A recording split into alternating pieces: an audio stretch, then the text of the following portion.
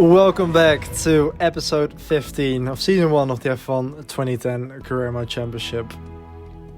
It's the Singapore Grand Prix at the Marina Bay Street Circuit for this night race here in Singapore, round 15 of the season. So we are definitely closing in on the end of this season. So yeah, in terms of the setup, of course, Singapore is a circuit with quite a few high-speed corners, but also low-speed corners and a couple of straights as well.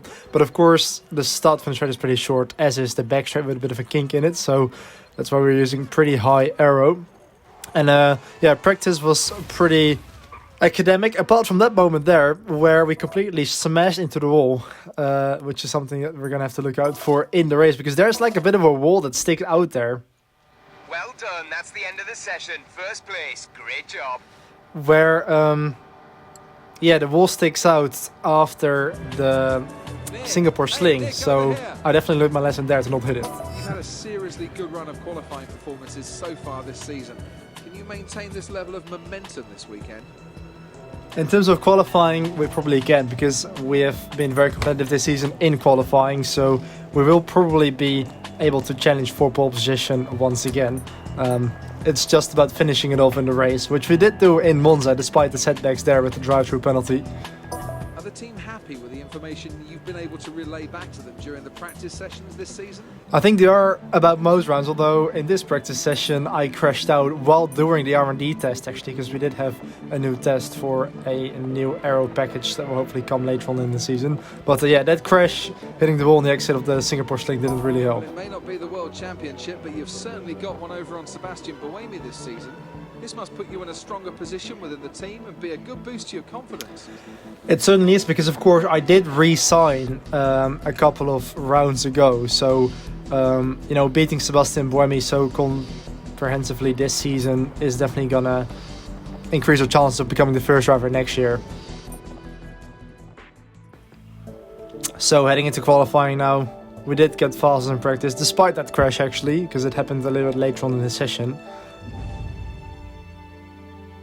So we'll be trying to get another pole position to add it to our collection of poles we've already racked up this season. Coming through the final sector here, 1:45.1 on my second flying lap. Well done, you've hit all of the targets set for you this session. Which was good enough to secure the pole. So you've stretched the points gap between yourself and Sebastian Buemi. It's impossible for him to beat you in the championship now this season. That's got to be satisfying. Yeah, like I said after practice, it definitely increases our chances for next season, also in terms of the contract talks. But what I haven't really told yet is that I'm actually looking to step away from this team. And I'm definitely looking around for other opportunities. And it was actually not my intention to re-sign with Toro Rosso. So Jenson Button's currently ahead of you in the championship. That's got to be playing on your mind. Yeah, I mean, that's indeed a rivalry which has gone the other way around. Because Jenson Button has been very competitive this season.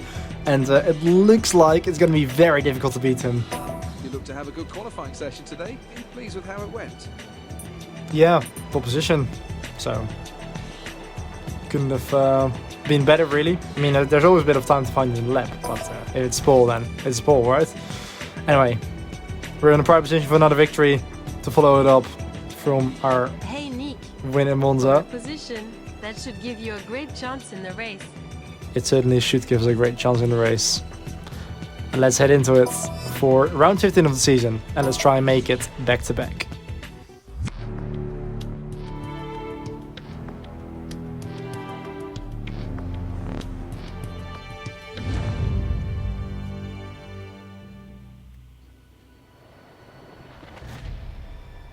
So, starting from the right-hand side of the front row once again. We are 4 places in front of our rival Jenson Button. It's going to be crucial to get one over him as well.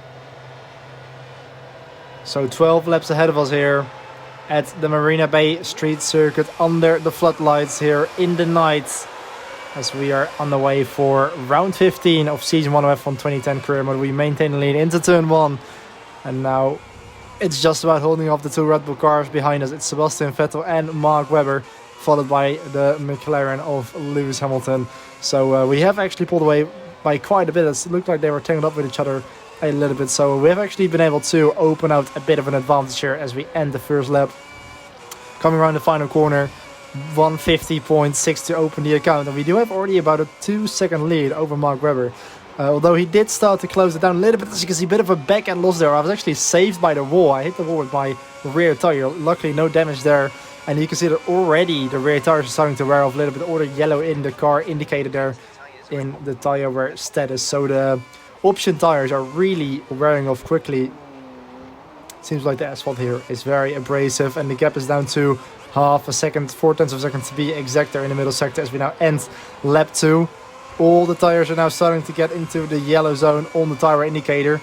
And my lap time was half a second off there as well. Look at that orange now. So especially the rear tires are really starting to wear out despite that 149.2. And we still maintain a bit of a lead over Mark Webber. So he's not really in striking distance. Although now we definitely have to pit on this full lap because the option tires are really falling off the cliff. Look at the speed of the Red Bull there of Mark Webber.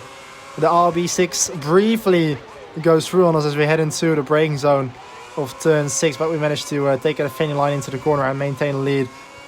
The rear tires are completely shot now. I really had to pit because I was definitely risking a puncture as well. So into the lane we go for our first stop. Mark Webber decides to stay out and try the overcut.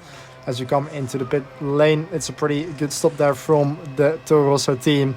Although I do have to actually wait for the lollipop there because somebody was coming through. So to avoid an unsafe release, we had to wait there. And the pit crew is often pretty cautious on this game with letting you go. So that has lost us a bit of ground. We rejoin the track in P12 behind Karun Chandok in front of Vitonia Luizzi in the Force India. So we will have to try and get through this traffic here as quickly as possible. They're all on that worn set of option tires. So you saw how much I was struggling in the previous stint. So yeah, we really want to avoid getting stuck behind this group.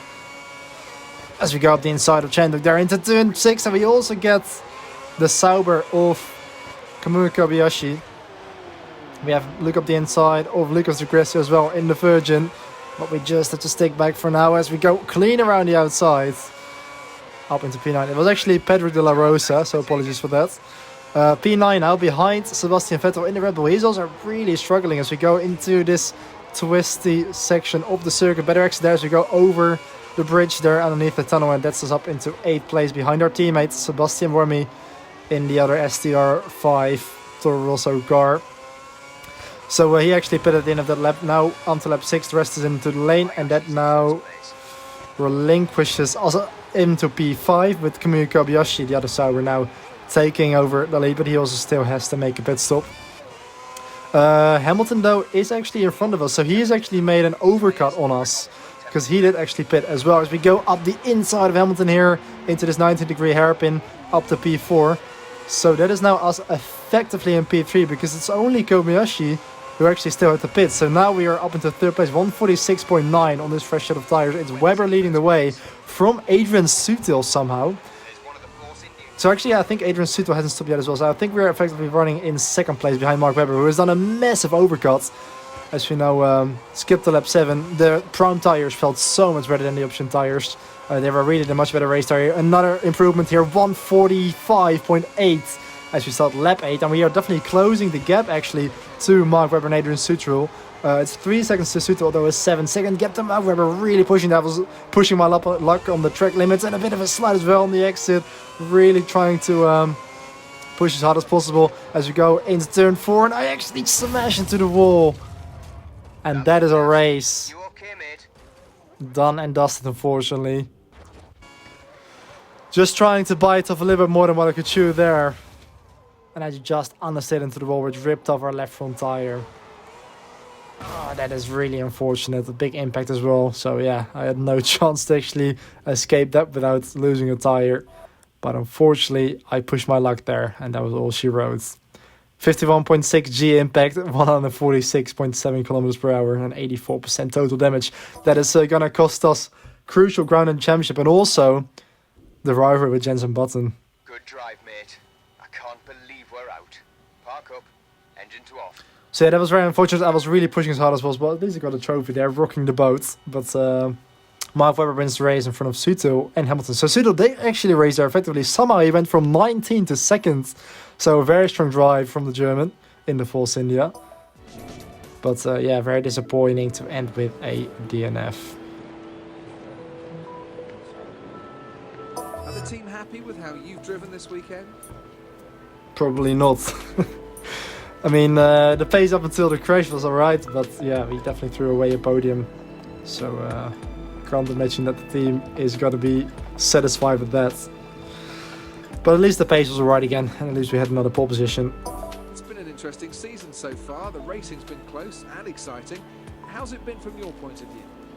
Yeah, it's been pretty exciting. I mean, we've had some really good races, and especially Monza was one of the better ones, of course, recovering after that early penalty. And I was hoping to follow that up with another victory, or at least a podium.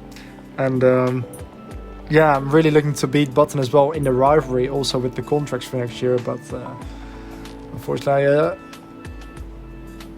overstepped the marks. Now tell me, are you satisfied that your team have worked hard enough to give you the best equipment to do your job? Yeah, because the car has been really good actually. The fact that we've actually won a couple of races this year is definitely better than I expected, and I just threw it away myself. So can't blame that on the team. So yeah, I'm sorry to end this way, but hopefully we can make up for it in Suzuka. But it's definitely painful to lose points again to Jenson Button, because the reason why I picked him as my rival as well is to try and secure a contract with McLaren for next season, and maybe sort of buy myself out of the contract with Toro Rosso, which I signed already, because I don't think you can really buy yourself out of a contract in this game, but the rival certainly does make a difference, because I'm just hoping that McLaren will offer me a contract next season if I actually manage to beat Button, so I can get that second seat alongside Hamilton. But if I keep crushing, I probably won't be able to do it, because we're already behind him in the championship anyway. It's very nice how you can see the fireworks that are going off as we're looking on from the top window in our motorhome. But yeah, this is where I'm going to leave it. So thanks for watching. I hope you enjoyed the episode nonetheless, and I'll see you next time. Goodbye.